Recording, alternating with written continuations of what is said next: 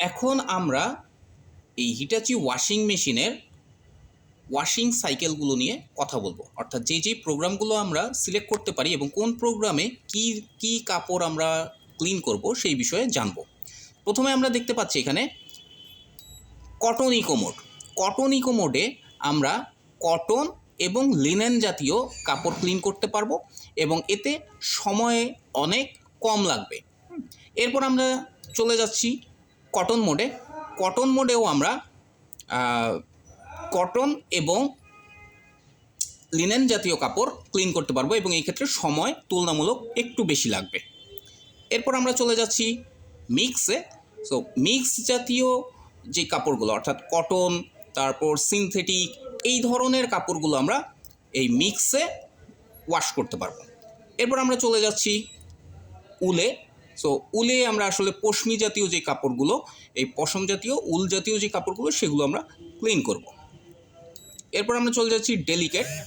তো ডেলিকেটে আমরা সাধারণত সিল্ক জাতীয় যে কাপড়, সিল্ক এবং আমাদের আন্ডার গার্মেন্টসের যে কাপড়গুলো, এগুলো আমরা ডেলিকেটে ক্লিন করতে পারবো।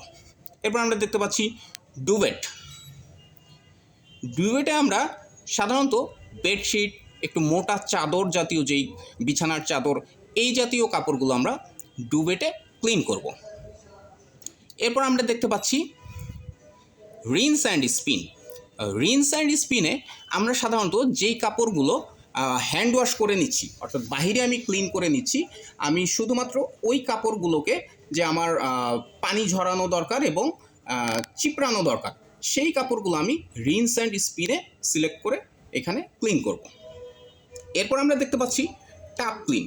টাপ ক্লিনটি হচ্ছে ওয়াশিং মেশিনে সাধারণত আমরা ওয়াশ করার পরে ওয়াশিং মেশিনের ড্রামের পেছনের অংশে অনেক সময় ফেনা থেকে ফাঙ্গাস জাতীয় কিছু জমা হতে পারে, যার ফলে ড্রামের ওয়াশিংয়ের পরে দেখা যাবে যে কাপড় থেকে একটা ব্যাড স্মেল আসতে পারে।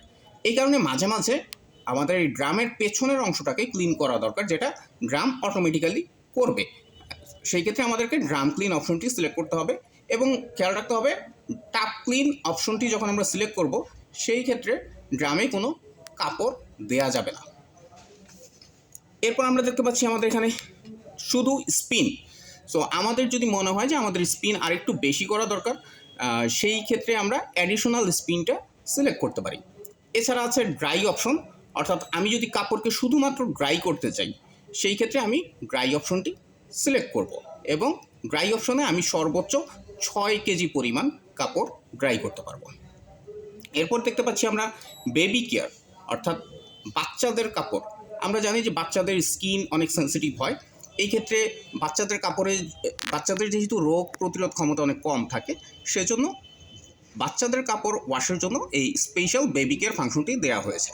এই ক্ষেত্রে পানির temperature by default 60 degree Celsius থাকবে, যাতে করে জীবাণু ধ্বংস হয়ে যায়। এছাড়া আমাদের আছে ডেইলি ওয়াশ।